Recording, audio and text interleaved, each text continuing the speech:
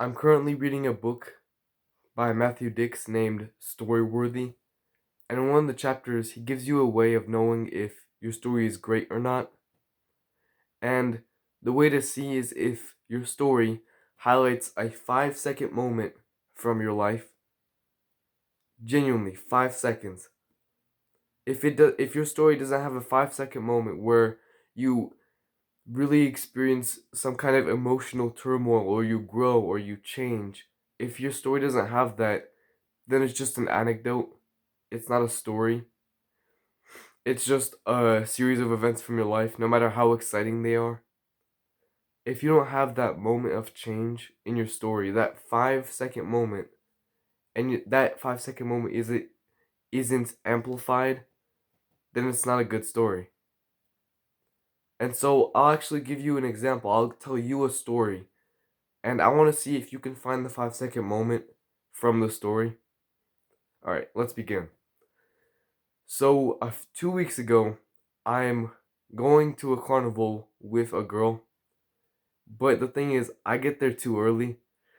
The carnival opens at 6, I get there at 5, and so, and she gets there at 5:15, and so we have to decide what do we do for half an hour? And she offers me to go on a ride in her brother's car, and I agree. I'm like, whatever, let's just go. And on the way there, like I meet up with her, a hug or whatever, and we start walking towards the brother's car, and she just casually slides in, "Oh yeah, he's a pretty bad driver." But truth be told, I'm not really listening to her. I'm not really listening to her. Like I'm just like, "Oh yeah, yeah, okay." And we meet up. We meet up with her brother, and whenever we meet her, it's her brother and his friend, as well as obviously me and her. And so we meet up, like we shake hands, whatever, and he invites us to go for a ride, and we agree. And the car is like a blue Mustang type car where there's only two doors on either side. So there's one door on one side, one door on one side. And so you actually have to close the driver's seat, like literally fold the driver's seat to actually get in the back seats. And so we get in the back, and mind you, this the car is in ruins essentially. The seats are really scratched up. And the worst part is the windshield had huge cracks down the middle. Not even like small, like little fractures. Huge cracks, literally from side to side. Cracks running down the whole middle. Like, it was horrible. And then the brother starts driving, and as a side note, whenever I was a kid, always used to play Need for Speed.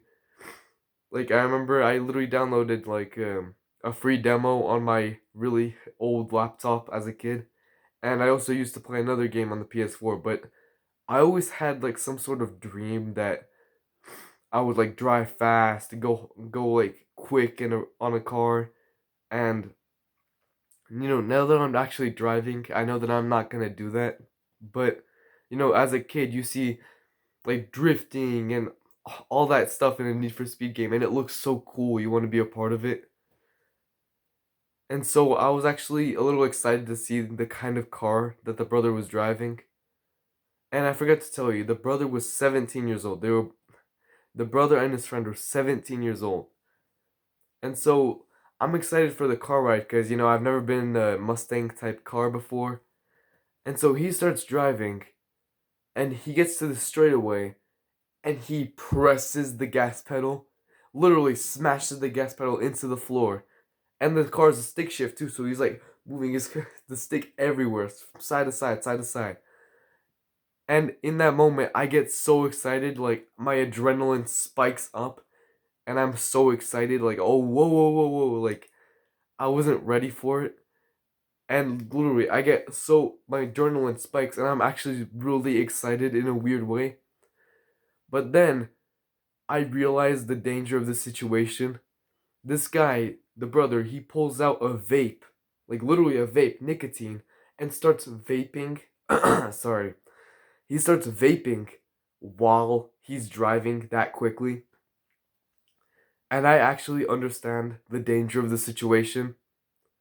I understand that we could literally die right now if he just crashes into a car or crashes into something else. And in that moment, I was so excited and almost like jubilated for the car ride. And then in my head, I'm like, oh shit, I was not ready for it. And in that moment where I truly understood the danger of the situation, in my head, like in my thoughts, I prayed to God that we would be fine, that we would survive. And I can't even say a full prayer. Like, it's almost like you casually ask a friend for like safety or whatever, but I just don't know any prayers. My family isn't Christian. We don't go to a church, even though they're ex-Christians, but they didn't go to a new church whenever they moved to America, right? So I'm not a Christian at all. They were Christians, but I I don't know any prayers, but even though I've never been in a church for actual church reasons,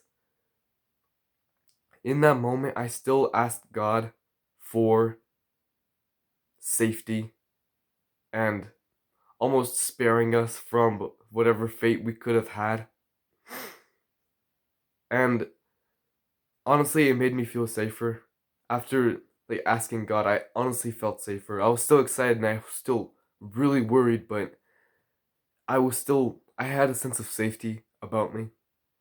And the brother drove around and he eventually parked, but that one moment really stood out to me where I asked God for safety, even though I was excited and I was happy, but I still was truly worried. Alright, that's the end of the story. I made it very clear where the 5 second moment was. It's whenever I was excited but worried, and so I asked God for help. I made that very clear, but poor stories, like bad stories, like anecdotes essentially, don't have a 5 second moment like that. And I actually made the same mistake. So after I went through that, like a week later, I told one of my school friends about it, but I went about it the wrong way. Instead of saying the story to amplify the 5 second moment, I was amplifying the exciting events. Like, for example, this is again not part of the story. My story is over, but whenever the brother was driving, we went to an intersection, right? And so there's a car right here. He's right here, and there's a car right here. He drifts into the turn, and he's literally facing the other car, and he barely evens it out at the end. He almost crashed. And so I included that whenever I told it to my friend.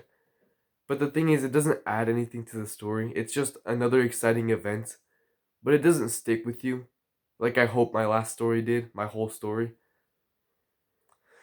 And so you honestly have to remove the parts that don't add to your 5 second moment. I had to tell you that I liked Need for Speed games as a kid to actually explain why I was excited to be in the car. And I had to explain why I even got in the car in the first place. I got in the car of a 17-year-old stranger. And that's what makes a story great. Like a 5 second moment that actually shows change or a transformation or an emotional moment from your life. The 5 second moment has to be amplified for it to actually have an effect on the audience. And that's what makes a story great.